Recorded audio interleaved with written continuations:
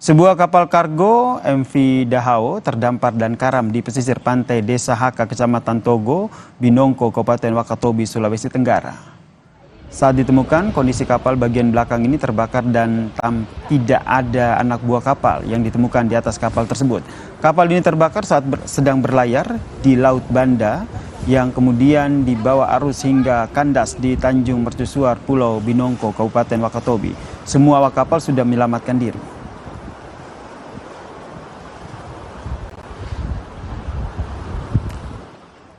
Terima kasih Anda telah menyaksikan Kompas Malam, Saudara. Hanya di Kompas TV Independen Terpercaya. Saya Yasir, Nenek Ama pamit. Selamat malam, salam sehat.